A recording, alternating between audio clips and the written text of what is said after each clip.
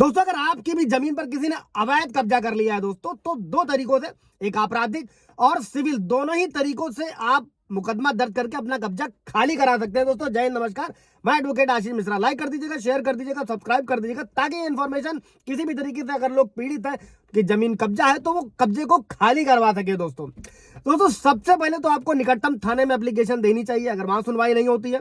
इसके बाद में आप एसपी के पास में शिकायत कर सकते हैं। दोस्तों आता है, आपको मदद मिलेगी। अगर फिर भी नहीं मिलती है एसपी से शिकायत करने के बाद में भी दोस्तों, तो आप क्या कर सकते हैं, संबंधित जो भी कोर्ट है वहां पर शिकायत दर्ज की जा सकती है। दोस्तों इसके लिए नए कानून भारतीय नागरिक सुरक्षा संहिता की धारा 164 के तहत आप तत्काल बेस पर, अगर आपके पास टाइटल है, जमीन कब्जा नहीं है, किसी ने ले लिया है, टाइटल है, तो आप इस धारा के तहत तत्काल बेस पर अपना कब्जा पा सकते हैं। दोस्तों अभी दोस्तों होता क्या है, आप लोग थाने जाते हैं, एफआईआर नहीं लिखी जाती है, तो भारतीय नागरिक सुरक्षा संहिता की धारा 173(4) के तहत दोस्तों आप मजिस्ट्रेट से आदेश ले सकते हैं। इसमें पुलिस को आदेश किया जाएगा कि कब्जा खाली कराया जाए। दोस्तों अगर इसके बाद भी दोस्तों क्या अधिकार दिया गया, भारतीय नागरिक सुरक्षा संहिता की धारा 175(3) में यह व्यवस्था करी गई है कि किसी भी मजिस्ट्रेट को आप डायरेक्ट कंप्लेंट भी कर सकते हैं और जांच का आदेश मजिस्ट्रेट दे सकता है। दोस्तों इसमें एक चीज छोटी सी और समझिएगा, अगर किसी भी तरीके का फैमिली डिस्प्यूट है, मतलब चाचा पिता या ऐसी कोई संपत्ति है, वहां पे डीएम, पुलिस, एसपी, किसी भी तरीके से आपको कोई हेल्प नहीं मिलने वाली है, ना जन सुनवाई ना कहीं पर भी। इसमें आपको करना क्या है दोस्तों,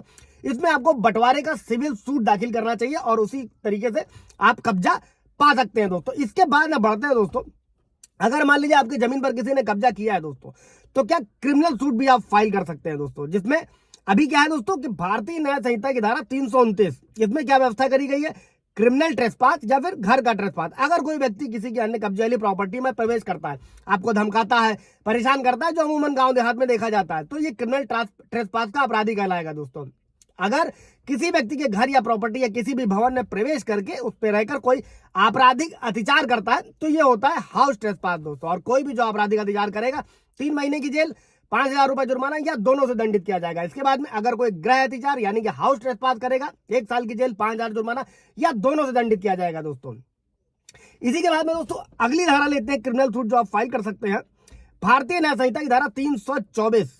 दोस्तों इसके अंतर्गत अगर कोई भी इस इरादे से या जानता है कि वो पब्लिक या किसी व्यक्ति को गलत तरीके से हानि पहुंचा रहा है या नुकसान पहुंचा रहा है, आपकी कोई प्रॉपर्टी है उसे वो बर्बाद कर रहा है, तो ये होगा दोस्तों बदमाशी।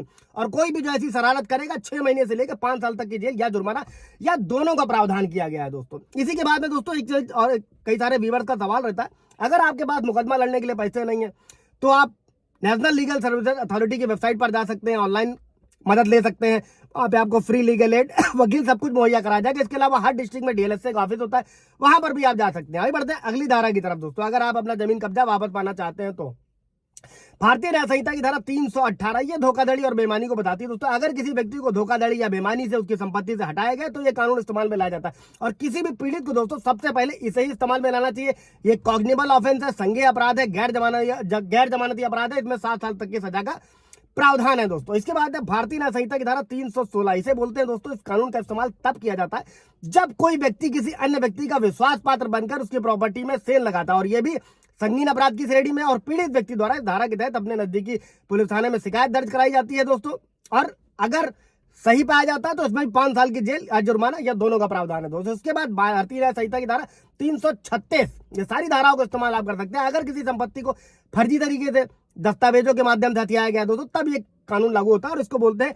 कूट रचना कानून के नाम से जाना जाता है। दोस्तों इसमें फर्जी दस्तावेज लगाकर किसी भी संपत्ति को हथियाने के खिलाफ दायर किया जाता है, और यह भी गैर जमानती है, संज्ञेय अपराध है, समझौता करने योग्य नहीं है, 10 साल की जेल का प्रावधान है। दोस्तों इसके बाद में सबसे इंपॉर्टेंट धारा भारतीय न्याय संहिता की धारा 351। दोस्तों ये उसे बोलते हैं आपराधिक धमकी, और इस धारा के अंतर्गत कोई व्यक्ति अगर किसी व्यक्ति को उसकी प्रतिष्ठा या संपत्ति या व्यक्ति को या उस व्यक्ति की प्रतिष्ठा को चोट पहुंचाने की धमकी देता है, उस व्यक्ति को डराने के इरादे से या कोई भी कार्य करने के लिए मजबूर करता है, उसे आपराधिक धमकी कहा जाता है। इसमें भी 2 साल से लेकर 7 साल तक की सजा का प्रावधान है दोस्तों, या जुर्माना या दोनों से दंडित किया जाएगा। दोस्तों इन सभी तरीकों से धारा 164 भारतीय नागरिक सुरक्षा संहिता का टाइटल है, तत्काल बेस पर ये सारे क्रिमिनल सूट है अगर किसी ने अवैध कब्जा किया हुआ है। दोस्तों इसके बाद में एक और है स्पेसिफिक रिलीफ एक्ट। दोस्तों ये सिविल कानून है, इसका इस्तेमाल खास परिस्थिति में होता है जब किसी तरीके की धोखाधड़ी नहीं होती है, ना कोई फर्जी दस्तावेज बनाया जाता है, आरोपी व्यक्ति बस मनमर्जी से पीड़ित की कोई भी जो है आपने की संपत्ति पर जबरन कब्जा कर लिया, तो धारा 6 के तहत पीड़ित को जल्दी